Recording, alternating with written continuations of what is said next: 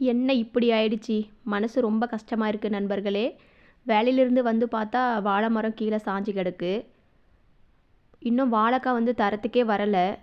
இருந்தாலும் என்ன பண்ணுறது? சரி, அந்த வாழைக்காயை வெட்டி தனியாக எடுத்து வச்சுட்டோம். பக்கம் இருந்த செடி மேலெல்லாம் விழுந்துருச்சு. வெண்டைக்காய், முள்ளங்கிலாம் நட்டு வச்சுருக்கேன். நல்ல வேளை அந்த செடிகளுக்கு எந்த சேதமும் ஏற்படலைங்க. அந்த வாழை மரத்தை மட்டும் பக்கம் ஃப்ரீயாக இருந்த நிலத்துல தூக்கி போட்டுட்டோம். அப்படியே வச்சுட்டோம். அதை வெட்டி எடுக்கலை. காலையில் தான் வெட்டி எடுத்து அதில் இருக்கிற வாழைத்தண்டை எடுக்கணும் பொரியலுக்கு. வாழைத்தண்டு இருக்கா இல்லையான்னு தெரியல. காலையில் செக் பண்ணி பார்த்தா தான் தெரியும்.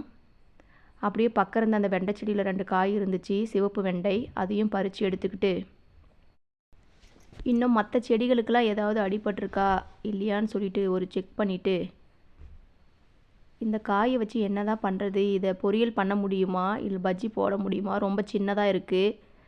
என்ன பண்ணுறதுன்னு யோசிச்சுட்டு கிளம்பியாச்சுங்க. Bye friends.